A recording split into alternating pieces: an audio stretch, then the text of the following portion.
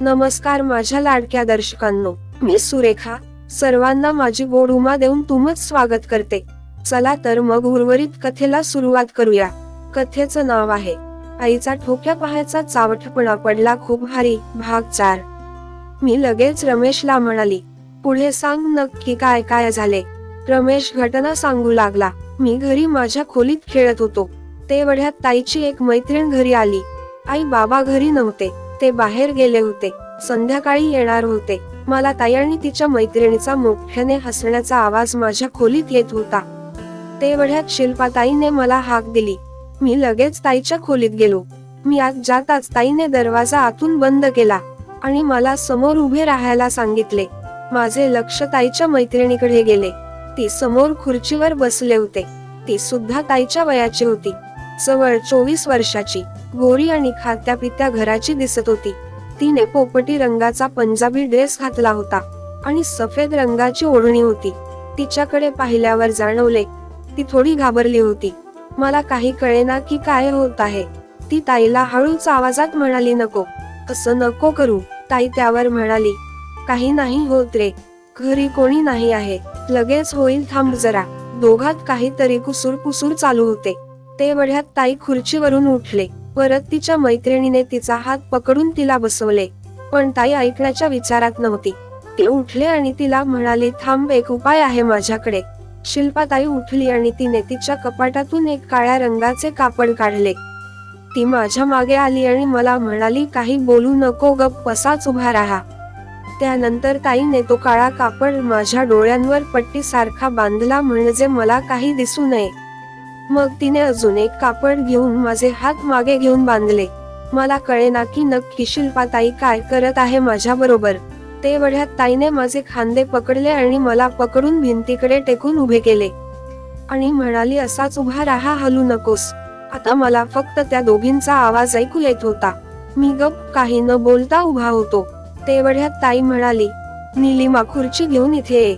आणि मला खुर्च्या सरकवण्याचा आवाज येऊ लागला. मला जाणवले की त्या दोघी माझ्या जवळ येऊन बसल्या आहेत. त्याच्या कुसूरचा आवाज मला जवळून येत होता. मी माझ्या विचारात होतो. तेवढ्यात कोणीतरी माझी शॉर्ट चढी खाली खेचली आणि चढी पूर्ण खाली पडली. मी आत चढी घातली होती. मला परत निलिमाचा आवाज आला. ती ताईला म्हणाली, नको, बस कर. ताई म्हणाली, थांब बघ आता.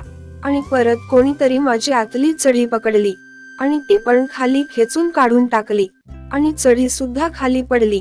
मी आता फक्त टी शर्ट वर होतो आणि खाली पूर्ण नागडा. माझा दांडू मोकळा झाला होता. काही वेळ खोलीत पूर्ण शांतता झाली. अचानक ताई म्हणाली, हे बघ, असं पकडायचं. आणि ताईने माझ्या गोट्या हातात घेतल्या आणि शिल्पाताई गोट्यांना कुरवाळू लागली. शिल्पाताईचा नरम हात गोट्यांना लागताच मला कसे तरी होऊ लागले. पुढे ताई निलिमाला म्हणाली, ह्या गोट्या आहेत, बघ जवळ येऊन.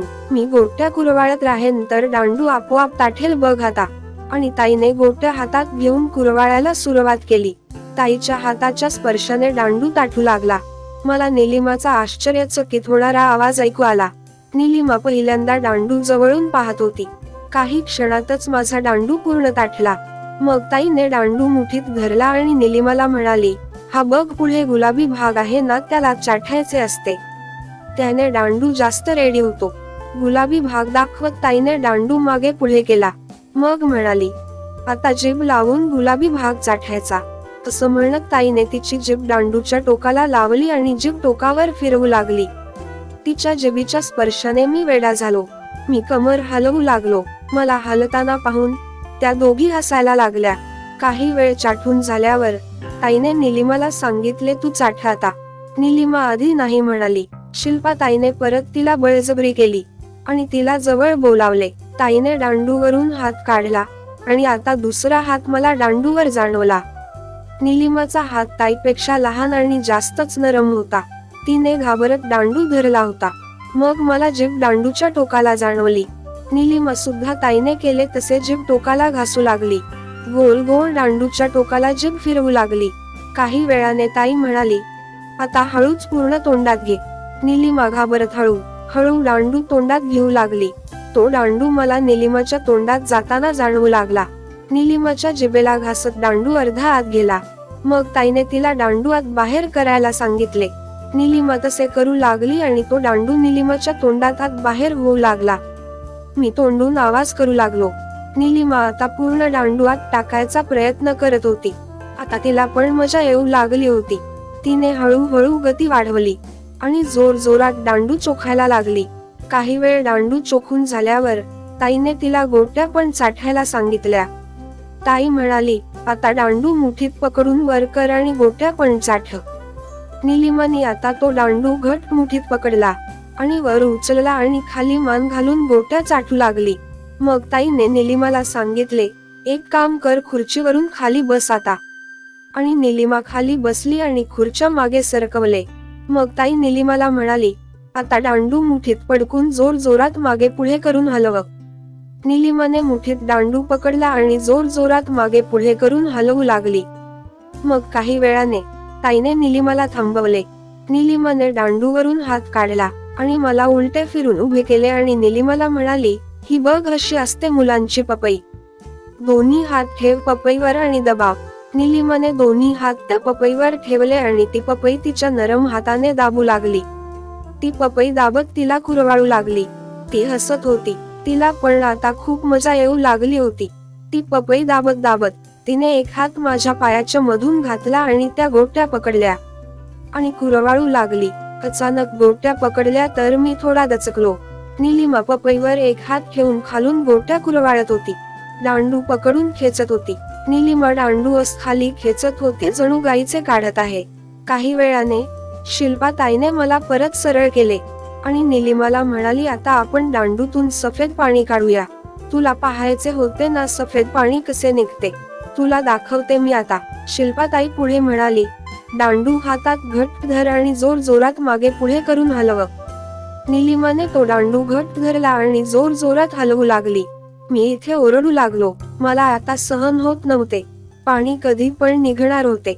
निलिमाने जोर जोरात दांडू मागे पुढे करायला सुरुवात केली. काही वेळाने माझे पाणी निघणार होते तेव्हा मी तोंडातून आवाज करणे थांबवले आणि जोराचा श्वास घेतला. ताईला कळले माझे पाणी निघणार आहे. तिने लगेच निलिमाला सांगितले, हळूहळू कर म्हणजे पाणी माझ्या हातात उडेल आणि जमा होईल. आणि ताईने तिचा हात दांडू समोर धरला. निलिमा हळूहळू दांडू मागे पुढे करू लागली आणि माझे पाणी जोरात उडाले. ते पाणी शिल्पा ताईच्या हातात जमा केले. निलिमा पाणी निघताना पाहून चकित झाली. खूप पांढरे पाणी निघाले. शिल्पा ताईने ते पूर्ण हातात जमा केले. निलिमाने अजून माझा दांडू हातात धरून ठेवला होता. शिल्पा ताई म्हणाली, अजून थोडा हलव, बघ पाणी अजून येतंय का. निलिमाने परत दांडू मागे पुढे हलवला. पूर्ण दांडूचे पाणी काढले. मग निलिमाने तो दांडू सोडला. तेवढ्यात शिल्पा ताई निलिमाला म्हणाली, बघ केवढं पाणी निघालं. इथे माझा श्वास चढला होता. शिल्पा ताई पुढे निलिमाला म्हणाली, तुझा नवर आहे पाणी तुला पियाला लावेल. त्यावर निलिमा म्हणाली, शी काय पण. त्यावर शिल्पा ताई म्हणाली, मग नवऱ्याचे पाणी तुला पियावे लागेल, नाही तर नवरा खुश नाही होणार. आधीच मन बनवून घे. आणि असं बोलत ताई उठली. मला म्हणाली, तू थांब इथेच, मी लगेच बाथरूम मधून येते.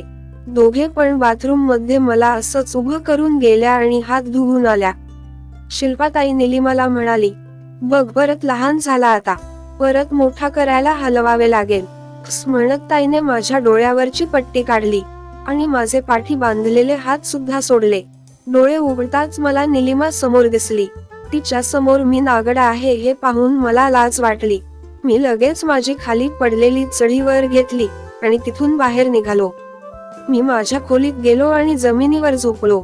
खूप थकलो होतो. तेवढ्यात ताई आणि निलिमा घराच्या बाहेर जाताना मला आवाज आला. तेव्हा शिल्पा ताई म्हणाली, आपण मुली फिरायला जाणार आहोत ना 3 दिवसासाठी, तेव्हा रमेशला पण घेऊन जाऊया. तुला जे करायचं राहिले आहे ते पण करता येईल. त्यावर निलिमाने हसत होकार दिला. एकूण मी विचारात पडलो की अजून या दोघी काय करणार आहेत माझ्या बरोबर. तर माझ्या लाडक्या दर्शकांनो, कशी वाटली आजची कथा व कथेचे सर्व भाग. हो सुरेखाची गोड उम्मा, मस्त ना.